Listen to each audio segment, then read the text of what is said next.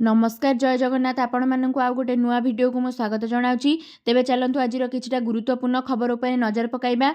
सेथिमध्यरु प्रथमे देखंतु RRB vacancy रो बाहरची रेलबाई रे चाकरी। तो तार गुरुत्वपूर्ण तारीख होची ऑनलाइन आवेदन आरंभ आमर होची 7 जनवरी 2025 ठारू। ऑनलाइन आवेदन शेष तारीख होची 6 फेब्रुआरी 2025। तो स्नातकोत्तर शिक्षक पीजीटी जो मानकर अच्छी 187 पोस्ट, तालीम प्राप्त स्नातक शिक्षक टीजीटी जो मानकर अच्छी 338 पोस्ट, मुख्य आईन सहायक 54 पोस्ट, सरकार वकिल 20 पोस्ट, सरकारी वकिल 20 पोस्ट, पीटीआई बा इंग्राजी माध्यम रे होची 18 post, scientific supervisor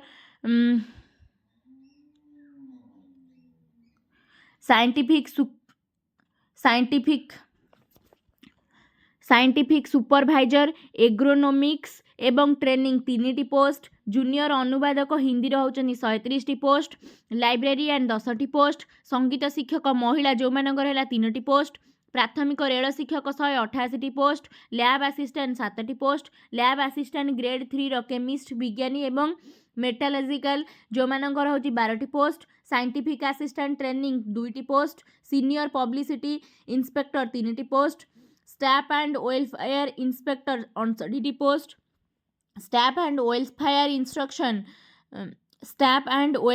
inspector 59 post, सहायक शिक्षक महिला जूनियर स्कूल होची 2 पोस्ट, मोट 1036 पोस्ट विस्तृत। तापरे तांको योग्यता देखिबा। योग्यता होची बीडी किंबा डीईआईईडी डिग्री थिबा प्रार्थी माने शिक्षक पद पई आवेदन करि परिबे। एहा व्यतीत अन्य पदवी पई विभिन्न शिक्षागत योग्यता मध्य धार्य करा जायछि। राष्ट्रीय शिक्षक शिक्षा परिषद एनसीटी अनुसार योग्यता पई नियम स्थिर हेबो। बयस सीमा सर्वनिम्न बयस 18 वर्ष, सर्वाधिक बयस 48 वर्ष। बयस गणना 1/1/2025 अनुसार हेबो। विस्तृत भावे जानिया पई बयस तापर देखंतु केउ माने आवेदन करि परिबे बा आवेदन शुल्क एससी एसटी पीडब्ल्यूबीडी महिला ईएसएम तांको पई होची 250 टंका, साधारण वर्ग बा जनरल ओबीसी आ ईडब्ल्यूएस को पई 500 टंका। तो चयन प्रक्रिया लिखित परीक्षा हेबो, skill test, typing test, document जांच हेबो और मेडिकल टेस्ट हेबो। तेबे आसंतु आमे द्वितीय खबरटी को जिबा।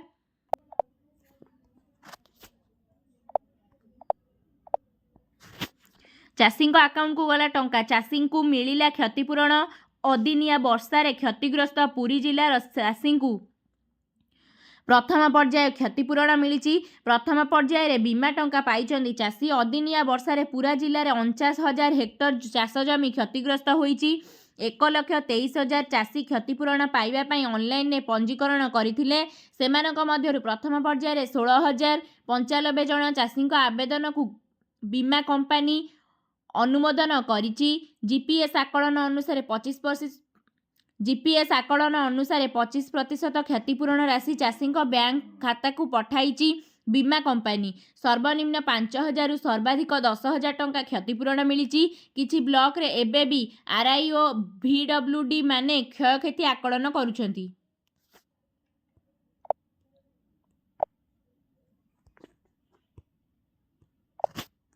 सेमानकु द्वितीय पर्याय रे क्षतिपूरण मिलिबो। एसआरसी को निर्देश 7 दिन मध्य चाषी को दिया क्षतिपूरण सहित स्टेट इनपुट। एसआरसी को निर्देश 7 दिन मध्य चाषी को दिया क्षतिपूरण स्टेट इनपुट सब्सिडी। जो माने बीमा करना से माने अनुदान पर इनपुट सब्सिडी पाइबे बोली जिला कृषि अधिकारी कहिसंती। तेबे आसंतु आमे परवर्ती खबरटी को जिबा। सारा विश्व रे संप्रति बढ़ुची आर्टिफिशियल इंटेलिजेंस रो एआई। सारा विश्व रे संप्रति बढ़ुची आर्टिफिशियल इंटेलिजेंस एआई रो दबादब। आईटी इंजीनियरिंग, चिकित्सा सेवा एवं विनिर्माण भली सबु क्षेत्र रे एआई रो व्यवहार बढ़िबारे लागिची। हेले एआई को नहीं एबे आशंका प्रकाश करागलानी कारण एआई मनुष्य स्थान नेब एआई खाइजिब निजुक्ति आर्टिफिशियल इंटेलिजेंस जोगु सारा विश्व में आगामी 3 ରୁ 5 वर्ष मध्य चलीजिब प्राय 2 लाख लोकों चाकरी यही चाकरी केवल बैंकिंग क्षेत्र में जीव विशेषकर बहु संख्यार बैंक कर्मचारी चाकरी हराइबे विश्वस्तरीय बैंक गुड़िक द्वारा बहु संख्यक लोकों छटई करा जाई पारे बोली ब्लूमबर्ग इंटेलिजेंस पक्षरु कहा जाइछि।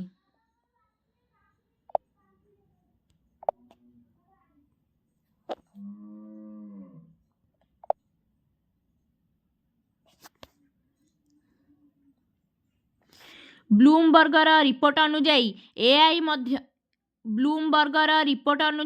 एआई माध्यम बैंक काम सहजरे हेउची लोक माने करुथिबा काम सहजरे हेउची ब्लूमबर्ग कहिछि जे आगामी 3 ରୁ 5 वर्ष मध्य विश्वर बैंक गुड़िक एआई जोगु 2 लाख लोकों चाकरी विदा करि पारंती बैंकर समस्त काम एआई उपकरण साहाय्य करा जाउची एवं खर्च मध्य ह्रास पाउची।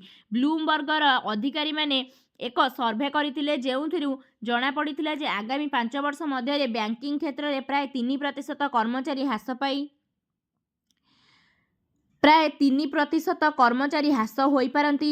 ब्लूमबर्ग पक्षरु थॉमस नोएजेल एही रिपोर्ट उपरे कहिसंती जे बैंक गुड़िकरे जेउ सबु काम बारंबार बा दिन को अनेक थर करा जाए एआई सही कार्य को सहजरे करि परिबो तथापि से एहा मध्य गुरुत्वारोप करथिले जे एआई रो आगमन संपूर्ण भाव में चाकरी को नष्ट करिबो नाही हेले एथिरे ह्रास घटाई पारे।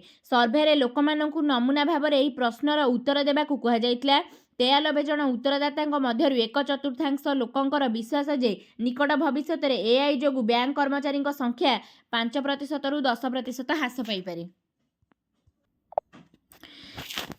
रिपोर्ट रे आहुरी मध्य कहा जायछि जे 2027 रे बैंक गुड़िकर टिकस पूर्ववर्ती लाभ 12 ରୁ 17% वृद्धि पाइबार आशा करा जायछि। एहा व्यतीत एआई जोगु बैंक गुड़िकर मोट नगद परिमाण $180 बिलियन को वृद्धि पाई पारे।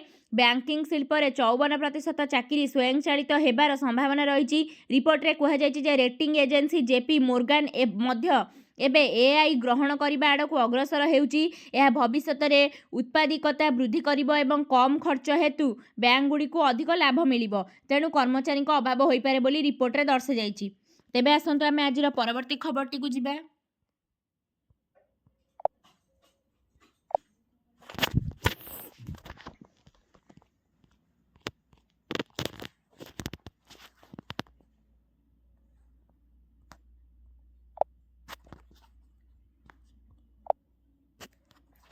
कर्मचारी को मिलिबो 10 लाख टंकार उपहार राज्य कर्मचारी एक बड़ खुशी खबर देइचंती मुख्यमंत्री। खूब शीघ्र कर्मचारी मानक 10 लाख टंकार बड़ उपहार प्रदान करिवे बोली राज्य सरकार कहिचंती। एनै मुख्यमंत्री बड़ घोषणा करिचंती। केउ घोषणा करिचंती मुख्यमंत्री राज्य कर्मी स्वास्थ्य बीमा योजना रे राज्य कर्मी स्वास्थ्य बीमा योजना रे कर्मचारी को वार्षिक 5 लाख टंकार बीमा जोगाई दियाजिबो। सेहीपरि गंभीर रोग इत्यादि रे 10 लाख टंका पर्यंत हेल्थ कवरेज 10 लाख टंका पर्यंत हेल्थ कवरेज मध्य मिली परिबो। एनै झारखंड मुख्यमंत्री हेमंत सोरेन घोषणा करिसंती। कैबिनेट मंजूरी को अपेक्षा राज्य कर्मी स्वास्थ्य बीमा योजना रे प्रस्ताव को खूब शीघ्र कैबिनेट मंजूरी मध्य मिली पारे। एहापरे एही प्रस्ताव को खूब शीघ्र कैबिनेट मंजूरी मध्य मिली पारे। एहापरे एही योजना लागू करा जिवो। स्वास्थ्य चिकित्सा शिक्षा एवं परिवार कल्याण विभाग तरफ 31 जुलाई 2023 रे जारी होइतिबा संकल्प 185 अनुसार राज्यर कार्यरत अवसरप्राप्त कर्मचारी तथा पदाधिकारी स्वास्थ्य बीमा योजना रे लाभ दिया जिबार प्रस्ताव रखा जायछि। वर्तमान सोरेन सरकार एहाकु मंजूरी देइछंती। एमानंकु मिलिबो लाभ केवल झारखंड विधानसभा वर्तमान सदस्य राज्यर सेवारे कार्यरत समस्त कर्मचारी अवसरप्राप्त कर्मचारी एवं सेमानक परिवार एही स्वास्थ्य योजनार लाभ पाई परिबे। तेबे कर्मचारी परिवार रे सेमानक पति पत्नी पुत्र वैध दत्तक पुत्र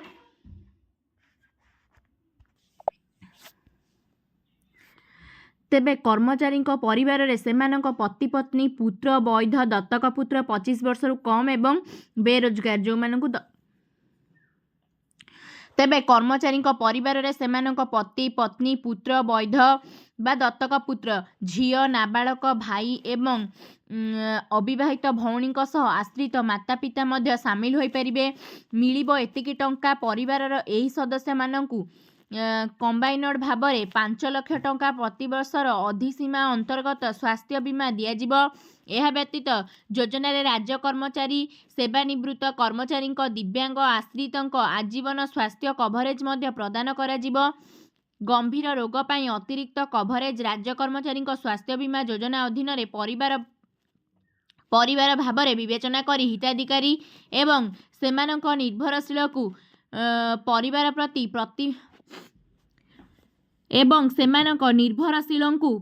ପ୍ରତି ବର୍ଷ 5 ଲକ୍ଷ ଟଙ୍କା ପର୍ଯ୍ୟନ୍ତ ସ୍ୱାସ୍ଥ୍ୟ ବୀମା ପ୍ରଦାନ କରାଯିବ। ଚିହ୍ନଟ ହୋଇଥିବା ଗୁରୁତର ରୋଗ କ୍ଷେତ୍ରରେ ଚିକିତ୍ସା ବୀମା ପ୍ରଦାନ କରାଯିବ। ଚିହ୍ନଟ ହୋଇଥିବା ଗୁରୁତର ରୋଗ କ୍ଷେତ୍ରରେ ଚିକିତ୍ସା ଯୋଗାଉଥିବା ଡାକ୍ତରଖାନାର ସୁପାରିଶ କ୍ରମେ 50 କୋଟି ଟଙ୍କାର ରକ୍ଷଣାବେକ୍ଷଣ କର୍ପୋରେଟର ବଫର ମଧ୍ୟରୁ 5 ଲକ୍ଷ ଟଙ୍କା ଅତିରିକ୍ତ ସୀମା ସେହିପରି ଗୁରୁତର ରୋଗ ଚିକିତ୍ସା ପାଇଁ ଖର୍ଚ୍ଚ ହେବ। ତେବେ ଆସନ୍ତୁ ଆମେ ଶେଷ ଖବର ବା ପରବର୍ତ୍ତୀ ଖବରଟିକୁ ଯିବା। ପ୍ରତି ମାସରେ ମିଳିବ 21,972 ଟଙ୍କା ପେନ୍ସନ୍। ବଜାରରେ କିଛି ଯୋଜନା ଜଣେ ବ୍ୟକ୍ତିଙ୍କୁ ଅଳ୍ପ ବିନିଯୋଗ ଦ୍ୱାରା ମଧ୍ୟ ଧନୀ କରିଥାଏ। ଅଧିକାଂଶ ବଜାରରେ ଲିଙ୍କ୍ ସ୍କିମ୍ ଅଛି ଯାହା ଆପଣଙ୍କୁ ଏକ ବଡ଼ ପାଣ୍ଠି ସଞ୍ଚୟ କରିବାକୁ ଅନୁମତି ଦିଏ। ଟାୟାର 1 ଆକାଉଣ୍ଟ ସମସ୍ତ ଲୋକଙ୍କ ପାଇଁ। 1 ଟାୟାର 2 ଆକାଉଣ୍ଟ ଖୋଲିବାକୁ 1 ଟାୟାର 1 ଆକାଉଣ୍ଟ ରହିବା ଆବଶ୍ୟକ। ଏନ୍ପିଏସ୍ରେ ବିନିଯୋଗ ହୋଇଥିବା ମୋଟ ପରିମାଣର 60% 60 ବର୍ଷ ପରେ ପ୍ରତ୍ୟାହାର କରାଯାଇପାରିବ। ଆପଣ ନିଶ୍ଚିତ ଭାବରେ ସର୍ବନିମ୍ନ 40% ପରିମାଣର ବାର୍ଷିକ ଭାବରେ ବ୍ୟବହାର କରିପାରିବେ। ଏହି ବାର୍ଷିକ ସହିତ ଲୋକମାନେ ଶୀଘ୍ର ଏହାର ଲାଭ ପାଆନ୍ତି। ଆପଣ କେତେ ପେନ୍ସନ୍ ପାଇବେ ତାହା ଆପଣଙ୍କର ବାର୍ଷିକ ଜମା ଉପରେ ନିର୍ଭର କରେ। ଏଥିରେ ଆପଣଙ୍କୁ 25 ବର୍ଷ ପାଇଁ ବିନିଯୋଗ କରିବାକୁ ପଡ଼ିବ। 60 ବର୍ଷ ବୟସରେ କିପରି ଏକ ବଡ଼ ପାଣ୍ଠି ସୃଷ୍ଟି କରିବେ? ଆପଣ ଏନ୍ପିଏସ୍ରେ 60 ବର୍ଷ ବୟସରେ ଏକ ବଡ଼ ପାଣ୍ଠି ସୃଷ୍ଟି କରିପାରିବେ। ଯଦି ଆପଣ 35 ବର୍ଷ ବୟସର ସନ୍ତୁଳିତ ଲାଇଫ୍ ସାଇକେଲ ପାଣ୍ଠି ଅନୁଯାୟୀ ଏନ୍ପିଏସ୍ରେ ମାସକୁ 5,000 ଟଙ୍କା ବିନିଯୋଗ କରନ୍ତି ତେବେ ଆପଣଙ୍କୁ 60 ବର୍ଷ ବୟସ ପର୍ଯ୍ୟନ୍ତ କ୍ରମାଗତ ଭାବରେ ବିନିଯୋଗ କରିବାକୁ ପଡ଼ିବ। ଏହି ଉପାୟରେ ଆପଣଙ୍କୁ 25 ବର୍ଷ ପାଇଁ ବିନିଯୋଗ କରିବାକୁ ପଡ଼ିବ। ମାସକୁ 5,000 ଟଙ୍କା ବିନିଯୋଗ କରିବା ପାଇଁ ଆପଣଙ୍କୁ ପ୍ରତିବର୍ଷ 60,000 ଟଙ୍କା ଜମା କରିବାକୁ ପଡ଼ିବ। ଏହି ଅନୁଯାୟୀ 25 ବର୍ଷରେ ଆପଣଙ୍କର ବିନିଯୋଗ 15 ଲକ୍ଷ ଟଙ୍କା ହେବ। ଯଦି ଆପଣ 10% ରିଟର୍ଣ୍ଣିଂ ପାଇବା ତେବେ ଆପଣଙ୍କୁ 47,17,573 ଟଙ୍କା ସୁଧ ଭାବରେ ମିଳିବ।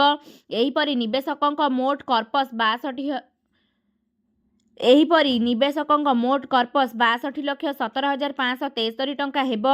ଯଦି ଆପଣ ବାର୍ଷିକ ପରିମାଣର 40% ବିନିଯୋଗ କରନ୍ତି ତେବେ ଆପଣଙ୍କୁ 24,87,029 ଟଙ୍କା ବିନିଯୋଗ କରିବାକୁ ପଡ଼ିବ। 60ରେ ଅବସର ସମୟରେ ଆପଣ ପ୍ରାୟ 37,30,544 ଟଙ୍କା ଉପକୃତ ହୋଇପାରିବେ। ଆପଣ ବାର୍ଷିକ 7% ରିଟର୍ଣ୍ଣ ପାଇବେ। ଏହି ଅନୁଯାୟୀ ଆପଣ ପେନ୍ସନ୍ ଭାବରେ ପ୍ରତି ମାସରେ 14,508 ଟଙ୍କା ଲାଭ କରିପାରିବେ। ଆପଣ ଏହାକୁ 60ରେ ଅବସର ସମୟରେ ଆପଣ ପ୍ରାୟ 37,30,544 ଟଙ୍କା ଉପକୃତ ହୋଇପାରିବେ। ଆପଣ ବାର୍ଷିକ 7% ରିଟର୍ଣ୍ଣ ପାଇବେ।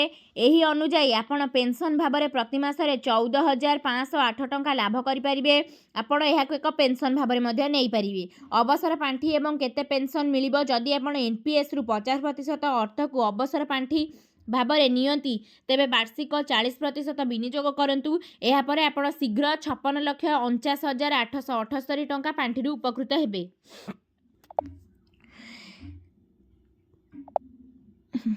ଏଥିରେ ଯଦି ଆପଣ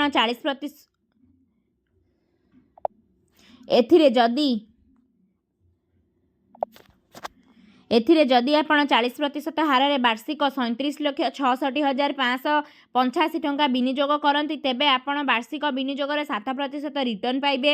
ତେବେ ଆପଣ ମାସିକ 21,972 ଟଙ୍କା ପେନ୍ସନ୍ର ଲାଭ ପାଇପାରିବେ।